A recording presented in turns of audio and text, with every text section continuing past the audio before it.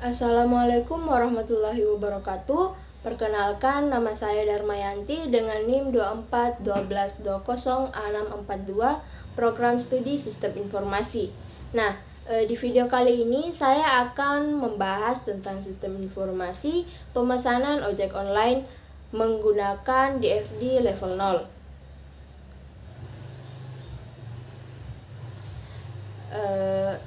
Di dalam DFD level 0 ini itu terdiri dari 3 poin utama, yaitu ada proses utama yang akan mewakili semua sistem. Kemudian ada yang kedua, yaitu entitas eksternal yang menjadi objek luar sistem yang sedang dianalisis atau dibangun.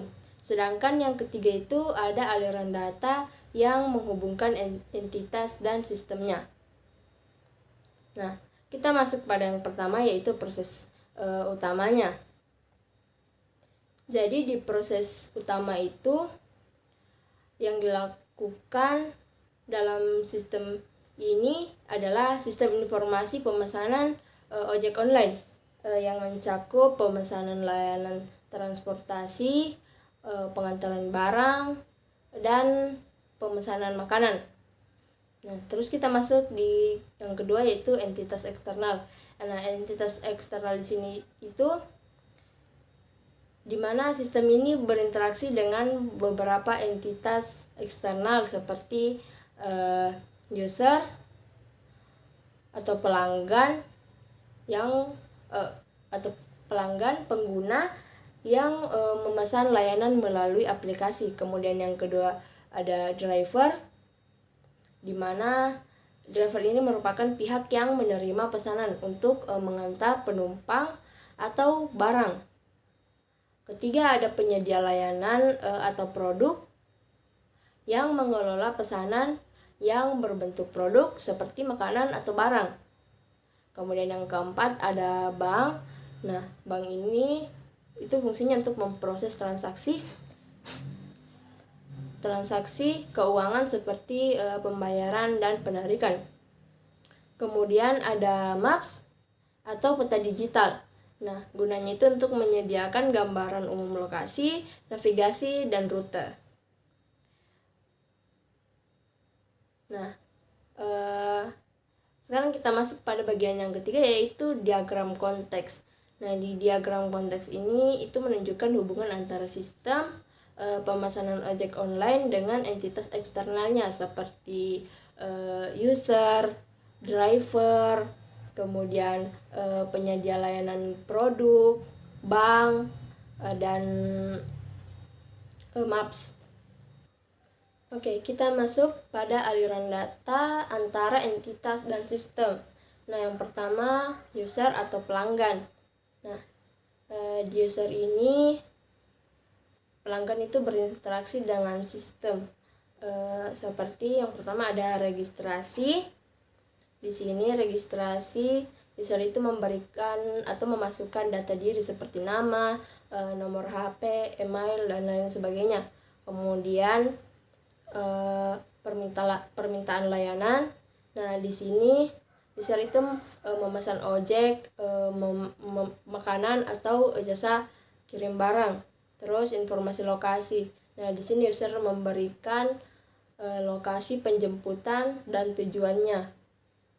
Nah, terus ada pembayaran. Di pembayaran itu user menyediakan metode pembayaran dan konfirmasi. Terus ada notifikasi dan status pemesanan. Di sini user menerima update tentang status pemesanannya bagaimana. Terus ada entitas biaya dan waktu. Di sini terdiri dari pendapat perhitungan tarif dan estimasi kedatangan. Nah, terus ada tracking driver. Di sini itu melihat lokasi dan informasi driver secara real time.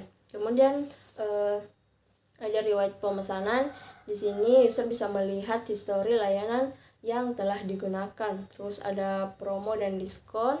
Nah, di bagian sini itu user bisa mengakses dan menggunakan kupon atau promo. Terus ada ulasan dan rating. Nah, di sini user bisa memberi penilaian terhadap layanan. Nah, oke, jadi kita masuk pada bagian entitas eksternal yang kedua, yaitu driver. Nah, driver di sini itu merupakan pihak yang memberikan layanan transportasi atau pengantaran. Kemudian dia itu aliran datanya itu terdiri dari menerima orderan, di mana driver menerima notifikasi pesanan masuk dari pelanggan. Kemudian ada update status orderan. Di sini driver itu mendapat status berubah sesuai proses seperti menjemput, perjalanan, dan selesai. Kemudian lokasi real time. Di sini driver mengirim pelanggan driver di sini tuh mengirimkan posisi ke sistem untuk tracking. Kemudian ada penarikan dana. Di sini driver itu mengajukan pencairan penghasilan. Kemudian ada order, pre-wide order, dan penghasilan, di mana driver ini itu melihat data order dan total pendapatan. Kemudian ada estimasi tarif atau rute. Di sini driver itu menerima informasi perjalanan dan tarif.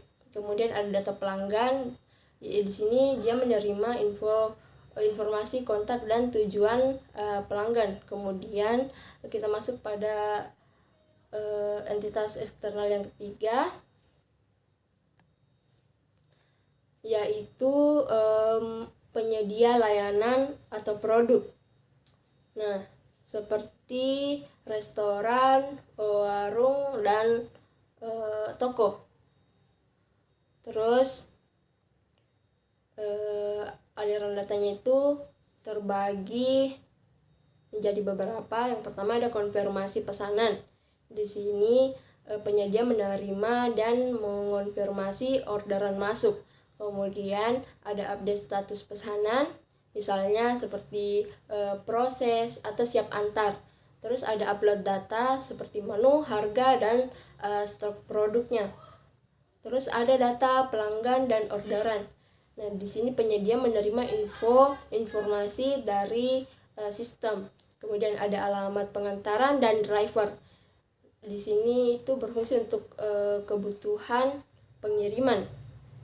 Terus ada laporan transaksi seperti riwayat dan data keuangan. Terus ada registrasi penyedia seperti terus ada registrasi penyedia seperti isi profil dan verifikasi produk, promo, dan atau diskon. Nah, kemudian kita masuk pada entitas eksternal yang keempat, yaitu bank. Nah, di sini bank berperan dalam aspek transaksi keuangan.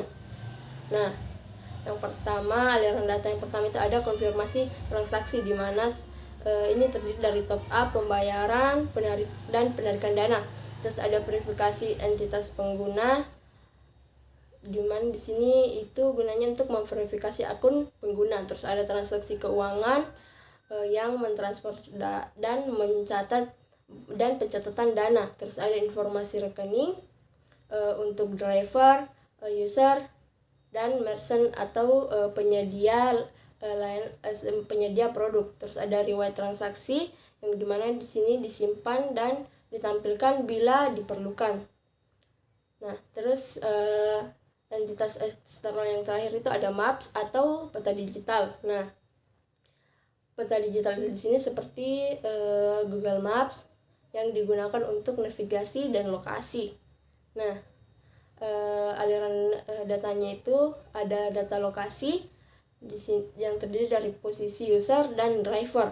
Terus ada rute navigasi yang merupakan jalur tercepat atau optimal. Terus estimasi waktu dan jarak itu merupakan kalkulasi estimasi durasi perjalanan. Terus ada navigasi untuk driver menuju lokasi penjemputan, pengantaran. Terus ada batas area layanan seperti sistem yang menentukan wilayah operasional.